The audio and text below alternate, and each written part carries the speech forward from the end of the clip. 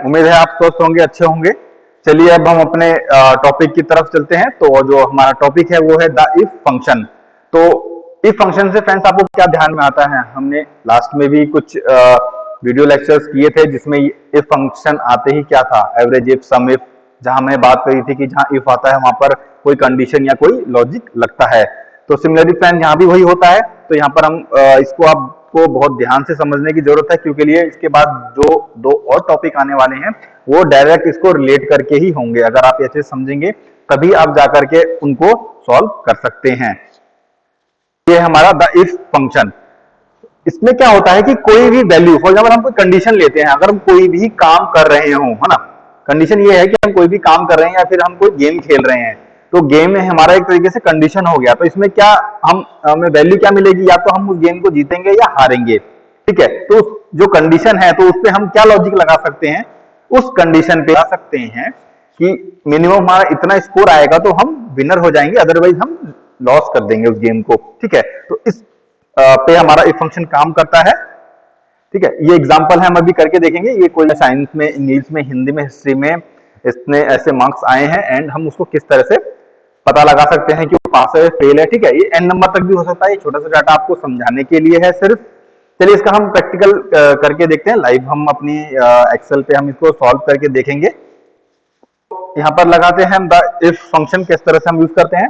तो कोई भी फॉर्मूला स्टार्ट करने के लिए equal to if function type करेंगे हम, इफ, देन टैब हम प्रेस करते ही हमारा फॉर्मूला स्टार्ट हो जाता है। तो यहाँ पर हमको एक लॉजिक टेस्ट की रिक्वायरमेंट होती है जिसपे हम लॉजिक लगाएंगे। तो लॉजिक टेस्ट हमारा क्या है? 98। इस पे हम क्या लगा सकते हैं? हम इस पे ये लगा सकते हैं कि मान लीजिए कि किसी भी, या नॉर्मल यही होता है कि किसी भी स्कूल में कि मिनिमम मार्क्स 40 होते हैं। अगर बिलो 40 आते हैं तो बंदा फेल कर जाता है स्टूडेंट, अगर अबव आते हैं तो पास कर जाता है। तो यहाँ भी हम वही लगाएंगे। तो हम क्या कह रहे हैं? B2 या जो हमारा 98 है जो हमने सिलेक्ट किया हुआ है, वो अगर वो ग्रेटर देन या इक्वल टू हो 40 के, ठीक है, अगर ये सही है, ठीक है, अगर 40 है या उससे ज्यादा है तो यहां पर सिंपल वहां पर पास शो हो।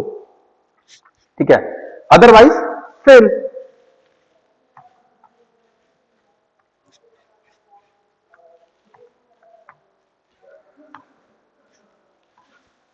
इस तरीके से हम इसको कर सकते हैं। तो इसको हम सिंपली ड्रैग कर देंगे।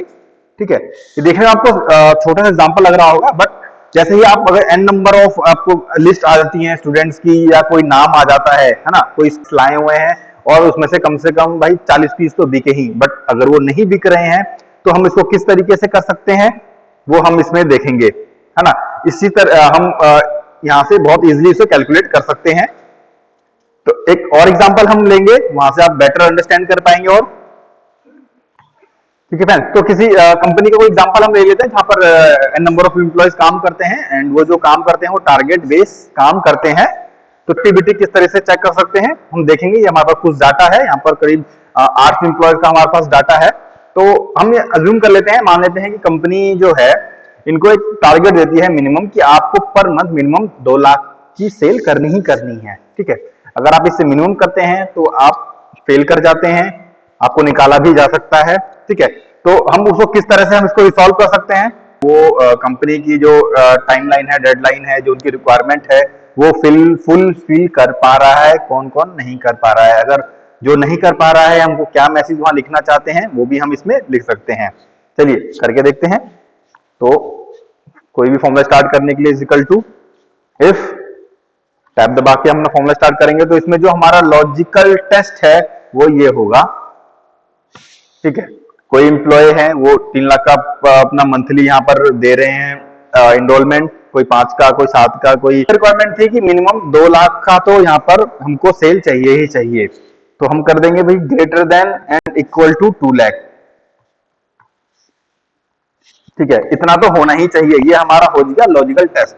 अगर ये सही है तो कंपनी क्या कर रही है? उनको 5% का इंसेंटिव भी दे रही है। किस पे दे रही है? उनकी टोटल सेल पे। तो हम उसका लॉजिक लगा लेंगे। क्या कर रही है? उसकी टोटल सेल इतनी है, उस पर कंपनी कर रही है उनको 5% का इंसेंटिव भी प्रोवाइड कर रही है। अगर सही है तो ये हमारा ये लॉजिक आ जाएगा, वैल्यू ऑफ ट्रू। तो हमको क्या है वहां पर जुड़ के आ जाएगा कि उनको कितना इंसेंटिव मिलेगा। अगर फॉल्स है तो हम वहां क्या लिखना चाहते हैं? हम लिखना चाहते हैं वहां पे हार्ड वर्क, कि आप हार्ड वर्क करिए, अदरवाइज आपको हम कंटिन्यू नहीं कर पाएंगे।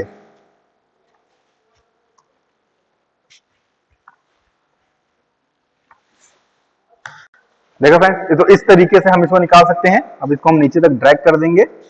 तो यहाँ पर जो किरण जी हैं, अंजनी हैं, विनोद हैं, ये तो अपना कर पा रहे हैं, बट हरीश, आकाश ये अपना टारगेट अचीव नहीं कर पा रहे हैं, ये बिलो 2 लाख हैं।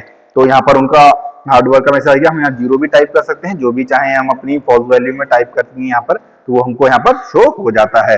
ठीक है फ्रेंड्स, ये तो बहुत थोड़ा सा इजी था, बट अगर ऐसे n नंबर ऑफ एम्प्लॉय हो, उनका हमको डाटा निकालना है कि किसकी प्रोडक्टिविटी सही है, किसकी नहीं है, तो वो किस तरीके से होगा। ठीक है, तो उसके लिए ये इफ फंक्शन बहुत यूजफुल होता है। आप सिंपल एक में ये लॉजिक लगा करके सिंपल n तक उसको अपना स्क्रॉल कर देंगे। ठीक है, अगर आप यहाँ पर आके यहाँ पर जैसे कि फॉर एग्जांपल आप कोई ये सिलेक्ट करते हैं, मैं इसको बैक कर देता हूँ। ठीक है, तो यहाँ पर जैसे ये आपका वैसे प्लस साइन आता है, अगर यहाँ पर आप माउस से डबल टैप करते हैं तो ऑटोमेटिक भी ये पूरा n नंबर तक, जहां तक आपने ये कॉलम सिलेक्ट किए हुए हैं, जहां तक यहाँ पर आपका डाटा अवेलेबल है, वो खुद ही वहां पर आपको रिजल्ट शो कर देगा। ठीक है फ्रेंड्स, चलिए अब बढ़ेंगे अगले टॉपिक की ओर।